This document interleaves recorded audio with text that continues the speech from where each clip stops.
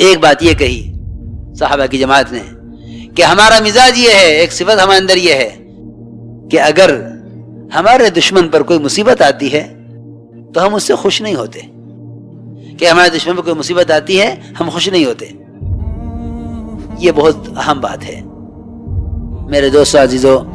بڑے غم افسوس کی بات یہ ہے کہ اس زمانے میں مسلمانوں کا جذبہ غیروں کے بارے میں صحابہ اکرام کے جذبے سے بہت مختلف ہو گیا.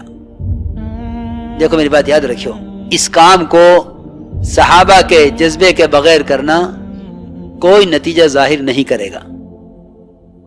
اس کام سے جو خیر باعتبار امت کے آنی ہے اور اس کام کے ذریعے سے جو انسانیت کو ہدایت ملنی ہے، اس کے لیے پہلی شرط یہ ہے کہ جب تک اس کام کے کرنے والوں کا خصوصاً اور عام مسلمان کا عموماً یہ اپنے دل کا جذبہ تمام غیروں کے لیے اور ساری انسانیت کے لیے وہ جذبہ بنائیں جو جذبہ محمد صلی اللہ علیہ وسلم اور آپ کے صحابہ کا تھا. اگر وہ جذبہ نہیں ہے تو سچی بات بتا دوں کہ خدا کی قسم پھر ہم داعی نہیں ہیں. میرے دوستو عزیزو، میں نے ایک بات عرض کی ہے کہ صحابہ نے آ کر یہ کہا کہ اگر ہمارے دشمن پر کوئی مصیبت آتی ہے ہم اس سے خوش نہیں ہوتے. آج اگر غیروں پر کوئی بلا کوئی مصیبت آ جاوے مسلمان خوش ہو جاتے ہیں. اس کا مطلب یہ ہے کہ ہمارے دلوں میں انسانیت کے لیے وہ غم نہیں ہے جو صحابہ کے دلوں میں تھا، اور ہمارا غیروں کے ساتھ وہ معاملہ نہیں ہے جو معاملہ صحابہ کا تھا کہ مشرک بیڑیوں میں بندھا ہوا ہے، لاؤ دسترخوان اس کے قریب بچھا لو، جس کے ہاتھ میں کوئی نرم روٹی آوے وہ سب سے پہلے مشرک کو دے، ہمارا مہمان ہے، ہمارا مہمان پہلے اس کو دو. اللہ اکبر. ایسا مشرک اسلام کیوں نہ لاوے کہ جو جس کی جان کے مالک بنے ہوئے ہیں خبر نہیں قتل کریں گے یا فدیہ لے کر چھوڑیں گے، وہ ایسا اکرام کرے کہ ایسا مشرک اسلام کیوں نہ قبول کرے.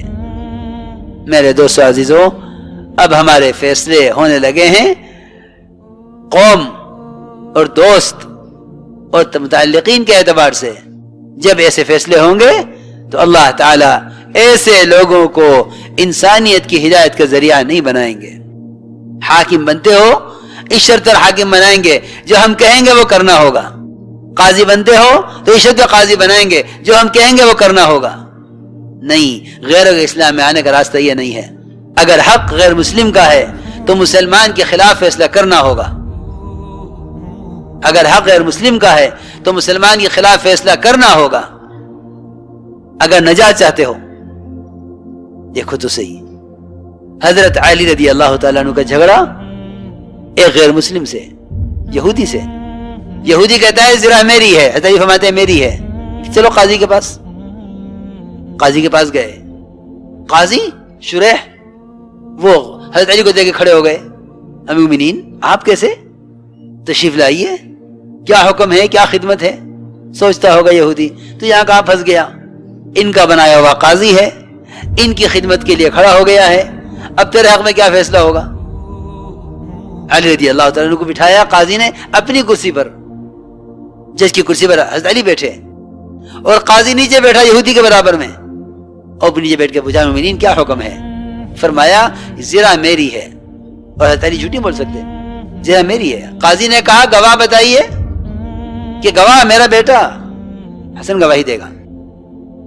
میں خبر نہیں کہ یہ جنت کے جوانوں کا سردار ہے کہ ہاں وہ سب ٹھیک ہے، لیکن آپ کے بیٹے کی گواہی آپ کے حق میں معتبر نہیں ہے، ہم نے آپ کے بڑوں سے یہی سنا ہے. فرمایا میرا غلام گواہی دے گا. قمبر قاضی نے کہا کہ اکیلے غلام کی گواہی معتبر نہیں ہے. جی ہاں، یہودی اور قاضی ساتھ بیٹھے ہوئے ہیں نیچے زمین پر، امیر المومنین جج کی کرسی پر بیٹھے ہوئے ہیں. اتنے بڑا اعزاز دے کر بھی قاضی نے فیصلہ یہ کیا کہ امیر المومنین زرہ آپ کو نہیں مل سکتی، زرہ یہودی کی ہے.